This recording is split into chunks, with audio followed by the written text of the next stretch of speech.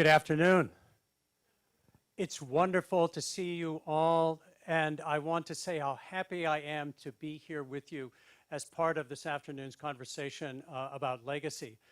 Legacy is from an old word, and that word means a person delegated to fulfill a mission. And I want to return to that idea at the end of my talk. And I also want to tell you that when the wonderful organizers of this afternoon's event came to me in the spring of my next to last year at Concordia College, I realized something. And what I realized was that I didn't want to talk about legacy so much as something that you leave behind, like a last will and testament. I wanted to talk about legacy as something that you live, as something that we live in what we inherit, live in what we renew with our friends and colleagues, and live in what we see unfolding before us in the lives of others. So let me first talk about the legacy we inherit, about place and people and purpose. So there's the place of Concordia College just 3 years after it was founded. This is the Red River Valley where we're standing and sitting today. It's the floor of what used to be a glacial lake centuries and centuries ago. And so it's a place rich in nutrients, and so it became a place where farming was prominent. But when you look at that picture, you might have the mistaken idea that when the college was founded, this place was empty. It was not. It was the home for centuries before Concordia was founded to indigenous peoples who cared for the water and the land and for the creatures on that land and understood that they were sacred. And they are here now. Some of them are our students, many of them are our neighbors, and they are teaching us still. And to this place came a group of immigrants in the 1890s. Immigrants who were seeking a new opportunity in a new land. And what strikes me about these shopkeepers and farmers and pastors who came here back then is that they saw that opportunity through education.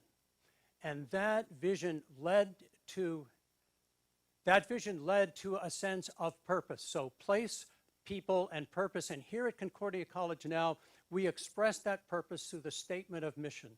And for many of the people in the audience right now, if I ask you to close your eyes, I think you could recite for me this statement that tells us that the purpose of this place is to influence the affairs of the world by sending into society thoughtful and informed men and women dedicated to the Christian life, dedicated to a Christ-like love of our neighbors.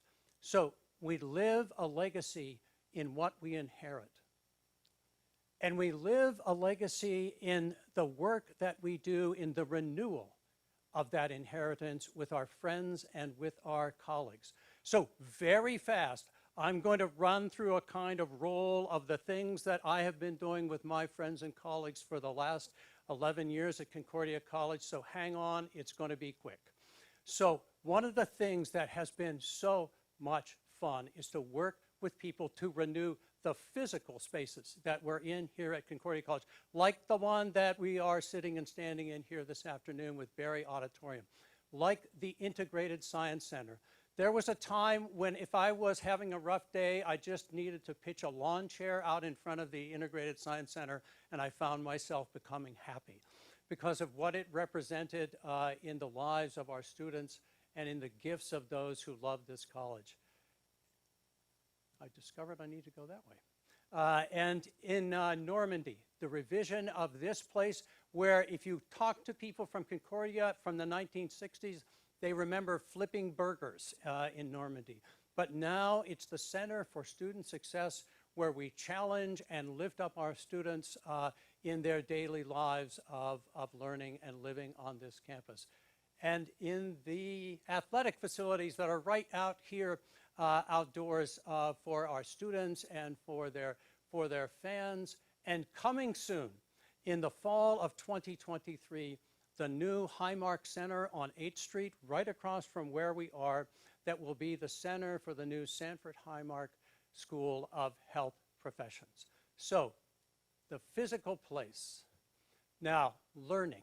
With my friends and colleagues, I've been privileged to witness a renewal of learning at Concordia College that involves the creation of 3 schools at this one college: the School of Arts and Sciences, the School of Business here, the Offutt School, and the Sanford Highmark School of Health Professions, from which new programs and majors are emerging year by year by year. And at the same time, although we don't talk about it as much, new programs for people who want to continue their education well beyond their undergraduate years. And then something that gives me so much pleasure in my time at Concordia College is the creation of a brand new division called the Division of Student Development and Campus Life. This is a barrier-busting initiative at Concordia College that brings together our staff and our faculty so that they can lift up and challenge and support our students as they move through their time here in the classroom and well beyond it. Third, central to our work at Concordia College and central to my time here has been the reclaiming of diversity and health and wholeness as something that is not just good to do, but that is required for the excellence of Concordia College. Diversity in our people, in our programs, and in their daily lives. And alongside of that, the work for environmental sustainability in our academic programs, in campus operations like facilities and dining services, and all of the outside of the college, and also a source of real joy to me, the work that Concordia students, faculty, and staff have done in the FM community, including the work of resilience for people here in Moorhead during these last 2 years of pandemic, looking at basic needs for transportation and for food and for shelter. And then finally, in this middle section of my talk, renewing resources. Now, this might sound like the sort of the dull part of my talk. This is the money part of my talk. But I can assure you that this is a great moment for Concordia College because this is the moment that involves all the people who aren't here on our campus, who love this place, who have been in this place at other times in their lives and want to lift it up for those who are students here now. Every year during my time, and this is about them, not me, every year during my time, we have exceeded the fundraising goals for Concordia College year by year, sometimes by millions of dollars.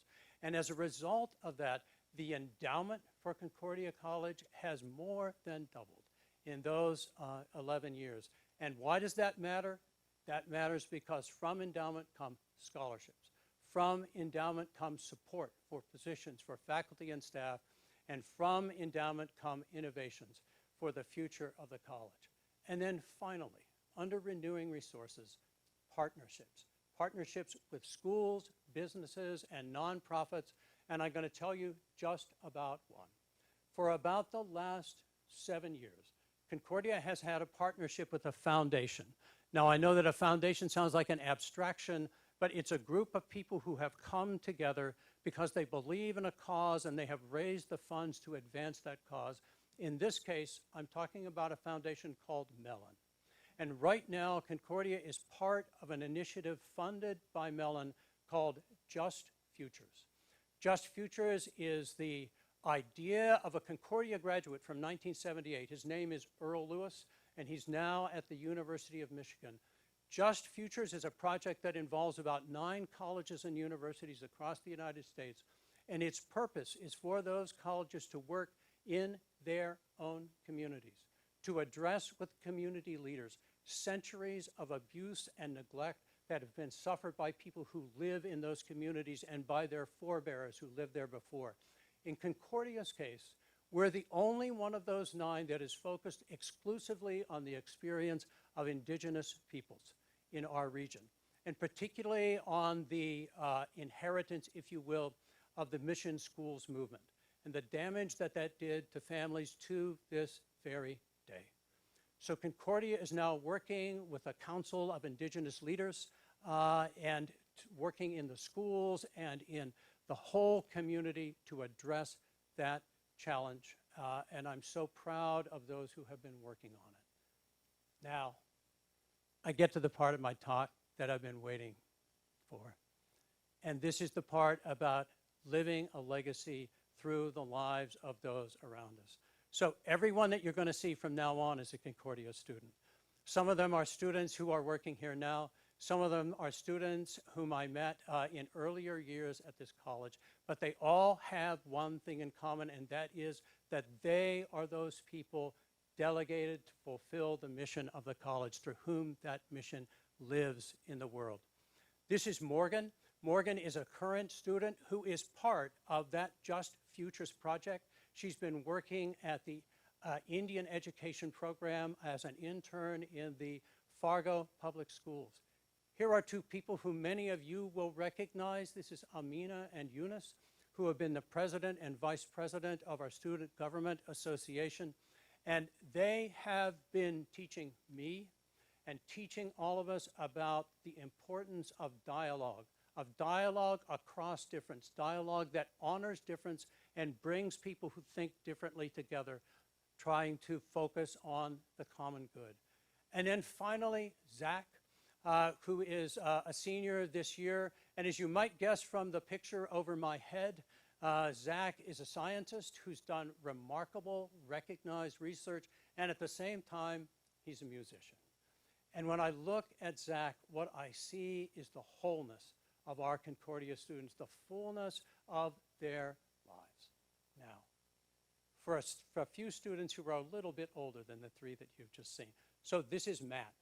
Matt met Ann Craft and me in our first month at Concordia College and led us out into the lives of students, led us out to meet them and understand them and be in dialogue with them in ways that have continued ever since. This is Nathaniel Cook, who challenged me and others in my very first year at Concordia College to take environmental needs more seriously, both here on campus and around the United States. This is Stephanie and Kelsey. Stephanie and Kelsey led a march on Lawrenson, where some of you know my office is, and they led this march to demand that the college move more fast and more fully to address those environmental demands that Nathan had been talking about. This is Emily. Emily was a musician here and became a composer. She set American poetry to music, which was performed here. She set sacred texts to music that were performed in worship services, and she's doing that now in Minneapolis in a wonderful creative life. This is Chris. Chris came here from Holly, Minnesota, about 23 miles east of here. Chris sang powerfully and beautifully as a member of Concordia's choir, and he is still singing now. He's singing at the Metropolitan Opera in New York City in an opera called Fire Shut Up in My Bones. And as you might guess from the picture, he's also a pilot on top of all of that. This is Sam. Sam graduated last year. Sam is a flute player, also a musician, and she's now in medical school, seeking to heal the lives of the people around her. And then finally, these two, Dan Lee and Maquette Denis McMahon. They happen to be brother and sister, by the way.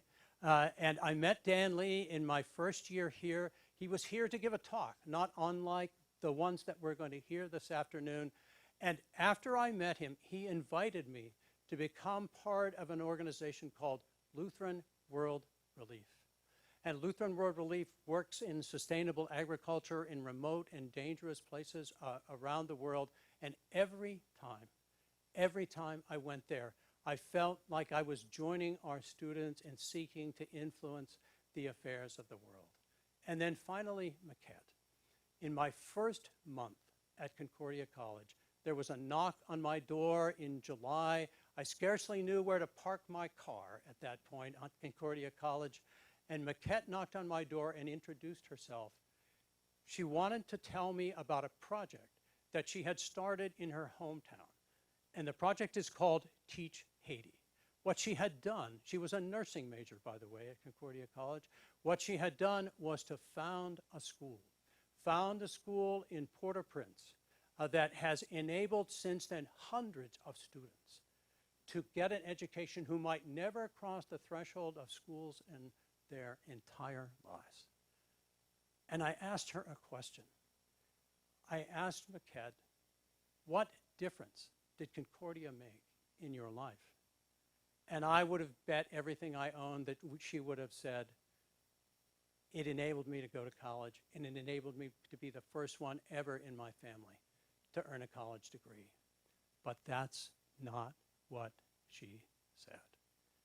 What she said was, Concordia taught me to dream bigger dreams.